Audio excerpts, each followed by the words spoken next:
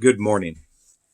Just to break up the monotony a little bit, I'd like to do a little Bible study online here. And I'm going to ask questions and read scriptures and so forth. And what I'd like to do is talk a little bit about love. There's a song that was out a few years ago that said, "What the world needs now is love, sweet love." It's the only thing that there's just too little of. I remember that song, and truer words have never been spoken. My wife told me that there were people around Flint or Detroit, I don't know which city it was, that was taking pot shots at nurses because they were wearing scrubs, and they were thinking that these people were going to infect them with the virus. How evil has our hearts grown in this nation.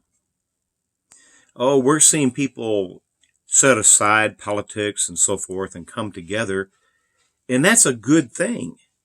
Don't get me wrong, but it shouldn't stop there. What happens when this is all over and we go back to our jobs and to our lives? How will we treat one another then?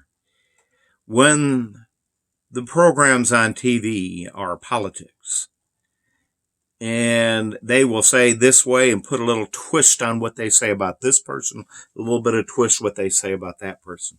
What is going to guide us and guard us from becoming hateful and mean, giving people the bird because they go too slow, even though they may be going the speed limit? These are things that we need to be thinking of, and I'm going to do something here so I can see. There we go. In 1 Corinthians chapter 13, verses 4 through 4 and 5, it says, love suffers long. And what I want to do is I want to hit, there we go. No, that's not what I want. I'm sorry, guys. Okay. Love is patient. You know, I've heard people say don't pray for patience because that's when things fall apart in your life. And the whole fact of the matter is that patience, we learn from our struggles and from our pain. A child learns not to put his hand, a rebellious child, because a child that will listen to the parents will not put his hand on the stove. But a rebellious child, when you say don't do it, and they put their hands on the stove anyways, they learn from the pain. I'm not going to do that anymore. Mom and Dad was right. Okay, so in patience, we learn, if we allow our hearts to be pliable, we learn to be patient with others through the pain that we may suffer, because patience is nothing without pain. And then it says, excuse me, love is patient, love is kind. You know, in those times, and most people are kind, especially the people that they like. But what about a person who smells? A person who's been disfigured in their face? A person who may be abnormally tall or abnormally small? Some of our actions may be interpreted to them as not kind. But love is kind, and we go out of our way to show that kindness. Love is not tumultuous of others. In other words, envious. Okay? It don't look at somebody else and say, wow, you know, they always have everything. They got the new car. They got a new tractor. Man, that guy's got a car that he's rebuilding. Or he may be looking and saying, wow, that car or that guy has, and you fill in the blank. That's not love. That's just not love. A bank robber is not a loving individual because he's a thief. He envies that money, and so he goes out after it. Love is not insolent. It does not insult. It's not prideful or arrogant. It's not going to be rash. So we're going to love. Paul would say, I buffet my body daily. That means that we put ourselves in control. So when certain things happen to us, we make sure that we are a people that even in those situations that catches us off guard, that we're not going to be prideful or rash. Love does not impute evil. We're not going to be a person that's going to grit our teeth at our neighbor. We're going to turn the other cheek. Then it says, love does not behave in an unseemly manner.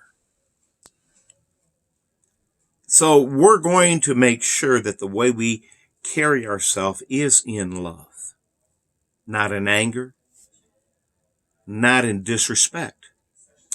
Love does not seek its own, is not quickly provoked, does not impute evil, does not rejoice in iniquity, but rejoices in truth. There's people who would rather be seen with a beer can in their hand, smoking a cigarette in front of a prostitute, than to be seen with the Bible. There are people that do not control their mouth to the point that they would curse and sin and don't even respect people who try to live their life to serve Jesus. So here's some questions that I've got. If we have love, we're going to be patient and kind. Is that a true or false question? You answer that. Let the Bible answer it. The Bible said that would be true.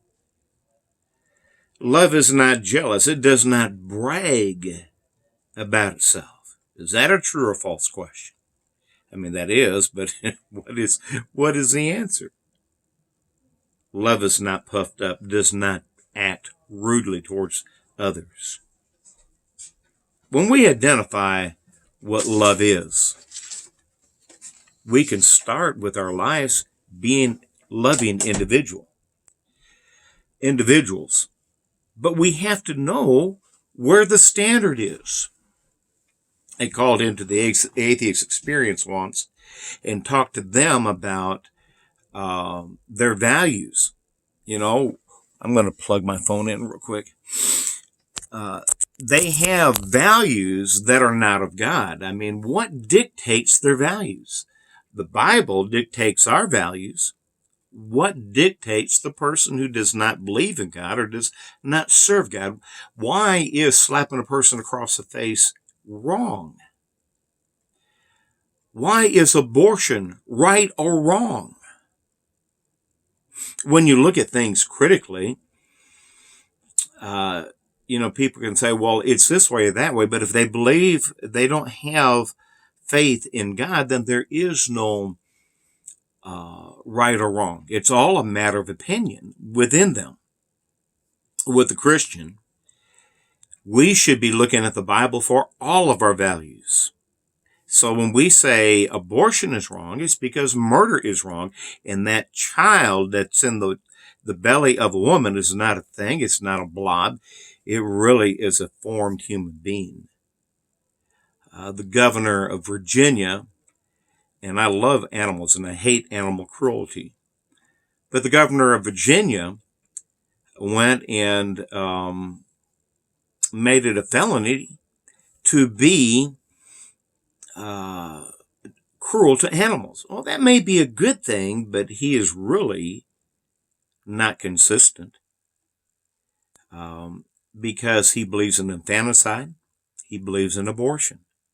Abortion murders human beings, helpless human beings. But if you kick a dog, you're going to have a felony, but if you get an abortion, you're not. That's not even being loving. But you people in Virginia, you voted him in. You get what you vote for. I mean, look what we voted for here in Michigan. I didn't vote for her.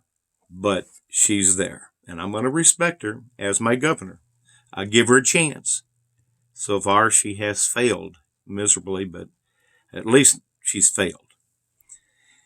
When we get on into what is love, remember, we love God because he first loved us. God shows us in his word what is love. And in John 3:16, it says, "For God so loved the world that he gave his only begotten Son, that whoever believeth in him should not perish but have everlasting life." God did not design hell for you. He designed hell for the devil and his angels. So when we have people that go to hell, it's because they decided to serve Satan and not God. In Romans chapter 5, verse 8, it says, "But God demonstrates his own love towards us in that while we were still sinners, Christ died for us." You see, when Christ died, I didn't give him a reason to die for me. Neither did any one of you at any time in history. Has anybody given Christ a reason to die for him? But he did it anyway. So therefore we have a standard of love, and our standard is God, is Christ. That is the Holy Spirit. That is the standard of love for each and every one of us. So when we talk about love, we must allow the Bible to say what it's going to say and teach what it's going to teach about what love is. When we look at Matthew 19, verses 4 through 6, it says this, "And he answered and said to them, Have you not read that he who made them at the beginning made them male and female? And said, For this reason a man shall leave his father and mother and be joined to his wife, and the two shall be one flesh. So then, they are no longer two, but one flesh. Therefore, what God has joined together, let not man separate." We need to understand that God is who joins us together. And and if a man or woman acts unfaithful in behalf of his wife, he has violated not only a covenant with him and his wife, but a covenant between him and his God. When we look at Proverbs 31, then, how should husbands and wives treat one another? When we look at Proverbs 31, verse 11, it says, "The heart of her husband confideth in her, and he shall have no lack of spoil. She does him good and not evil all the days of her life. She seeks wool and flask and worketh willingly with her hand. She is like a merchant ship who brings her food from afar. She rises while it is night and gives meat to her husband, and the day's work to her maiden. She considers the fields." And what are we talking about here? We're talking about a wife to her husband. We have become so selfish in society that we're looking at what can people do for me. In the beginning of a relationship, what do? You have people that do for one another. They love one another dearly. Why? Because if every one of us got a love bank inside us. And when we yell, we withdraw money from that love bank. We draw love coins out. What happens in divorce is, first, what happens in engagements is everybody's filling the love tank. The love tank, and both, they're putting all that money in here and all that money in there. Now, there are some people that will marry and the love tank hasn't been filled and they're being stupid. You need to have that love tank filled. Now, when you get married, it's two lives being fit together. And they become one, but the emotions take time. So what is our standard then for the wife? What is the standard for the husband? How should we love one another? In these areas, we need to realize that we need to be feeling the love. So a kiss may not mean anything to you, but to your wife, it may mean everything. But wives, maybe a hug, a bodily embrace means everything. And so you start by even touch, human touch brings about love. Your actions bring about love one for another. You don't keep these actions going. What's going to happen is you're going to end up with a bankrupt love bank. And everybody who gets a divorce, I bet you if you looked at their love bank, it would be all bankrupt. In verse 28 of Proverbs 31, it says, her children rises up and calls her blessed, her husband also, and he praises her. Husbands, when was the last time you praised your wife? Wives, when was the last time that you really wanted your husbands to praise you? You know, sometimes people, they act in such ways, one towards another, that maybe it's been a hurt of the past. Maybe it's been a trauma hurt of the past. And you're there and you're looking at one another and you're not, you're having a hard time going over and touching. It could be that men have abused you or harmed you throughout your life. And you're having a hard time of loving a godly man. You know, there's prayer and fasting for something like that. But it's like what Paul said, I buffet my body daily. You have to get your mind into that I'm going to love my husband, whether I like it or not. And pretty soon you'll start liking it because the trust will come around if he's a godly man. In 1 Peter, let me get over here. 1 Peter chapter 3, verse 7, we're going to go there if you have your Bibles. And we're also going to go to Colossians, the book of Colossians, chapter 3, and verse 19. Let me get there too. All right. Peter 3, verse 7. Okay. Let's read these two before we get back into 1 Corinthians 13, verses 4 through 7, which we've already read. It says in verse 19,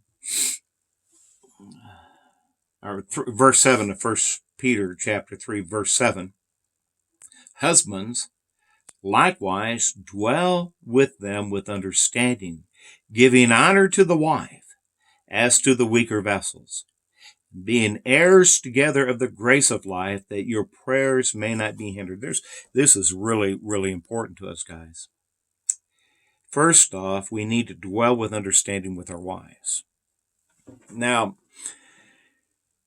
there's a book out called Women Are from Venus, Men Are from Mars. We think differently. We communicate differently. A lot of times a woman will say, don't touch me, when she really means for you to embrace her. Don't talk to me, but she really wants you to talk to her. Women, please be merciful to your men and talk with them and tell them what you mean. If you don't think you're challenging them. If they don't talk to you and you've told them not to talk to you, it's because the way we think is, well, you don't want me to talk to you. Okay? But men, we need to dwell with them with understanding that they're not going to be talking the way that we talk. There is a difference in the sexes. I don't care what the national, the national people, the national sentiments of it. There's only two sexes. There's male and female. There's only two types of people that get married, male and female, to one another. Okay? Homosexual marriage will always be wrong. It will always be sin in God's eyes, even if the whole world said it was right, because we are not God. Okay? There's not 39 different sexes. All right, now we got that through, and I got that off my chest. It says, dwell with them with understanding, giving honor to the wife. Honor means to put a person's emotions above yours. In other words, they're more important to you. You satisfy them above yourself. So if you've got, you're low on food, you let your wife eat first, men. That's honoring your wife. Now, she probably will look at you and say, I can't eat all of this. Here, take some. Sometimes we have to receive love back, don't we? All right.